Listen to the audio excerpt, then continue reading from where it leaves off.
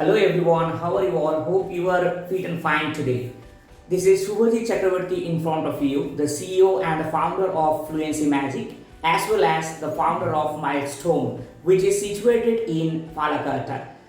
আমরা অনেকবারই বলেছি আপনাদের যে ফালাকাটা যেখানে মাইলস্টোন ইনস্টিটিউট, ওখানে আমরা প্রতিনিয়ত ইংলিশ চর্চা করে থাকি প্রতিটা স্টুডেন্টের সাথে, এবং শুধু তাই নয়, প্রতিটা দুর্বল স্টুডেন্ট যারা আছে তাদের সাথে আমরা 1-to-1 কমিউনিকেট করে তাদের বেসিক জায়গাগুলোকে আমরা ক্লিয়ার আপ করি। সো আজকে আমাদের তৃতীয় class, so third class. So welcome all of you in the third class. Today we will learn how to pronounce correctly all the month names. How to pronounce correctly means like British, correctly how we can pronounce all 12 months name. Let's get started off you.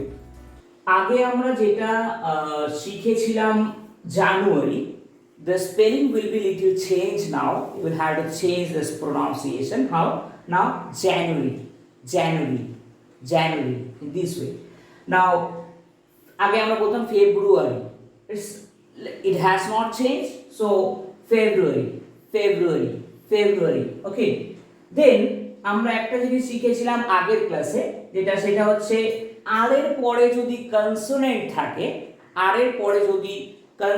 থাকে, সেই আর এর উচ্চারণটা hidden হয়ে যায়, মানে আর এর উচ্চারণটা এখানে হবে না, and that's why much আগে আমরা বলতাম merge, it's not merge, much. Okay, then April আমরা যেটাকে বলতাম April, it is April. Okay, then May আমি আগেই বলেছি, যখন এ আর ওয়াই থাকবে কোনো ওয়ার্ডের শেষে একটা আপওয়ার্ড সাউন্ড হয়। কিরকম সাউন্ড হয়? একটা আপওয়ার্ড সাউন্ড হয়, like May. Okay, now next June, একটু শক্ত করে, জুন, জুলাই, দেন অগস্ট, অনেকে বলে August, it's wrong, the correct pronunciation is August, then September. আমরা আগের দিন শিখেছি যে টয়ের উচ্চারণটা ব্রিটিশদের ক্ষেত্রে ঠ হয়ে যায়, তো সেই জন্য সেপ্টেম্বর। এবং আরেকটা রুলস সেটা হচ্ছে কোনো ওয়ার্ডের শেষে যখন আর থাকবে সেই আরটা হিডেন হয়ে যাবে, মিনস সাইলেন্ট হয়ে যাবে। তো আমরা পরবর্তী ক্লাসে এটা আরো বিস্তারিত শিখব, কোন জায়গাগুলো আর এর সাউন্ড হবে, কোন জায়গাগুলো আর এর সাউন্ড হবে না, according to the vowel and the consonant. This all we will learn, and along with that we will learn aspiration sound as well. I told that all the topics we will discuss. Now next is October, not October. November. At last December. Now all together you will have to say with me. Now practice once more. January, February, March, April, May, June, July, August, September, October, November, December.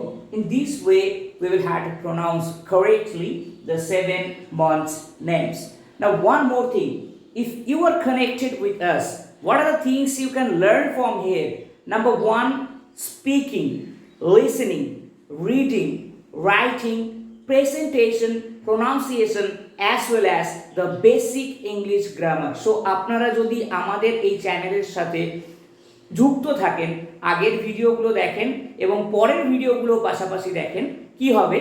আপনার একটা মজবুত ভিত তৈরি হবে এবং একটা strong foundation তৈরি হবে ইংলিশে, যেটা আপনাকে within 100 days definitely you can speak in English, এটা আমি অ্যাসিওর করতে পারি।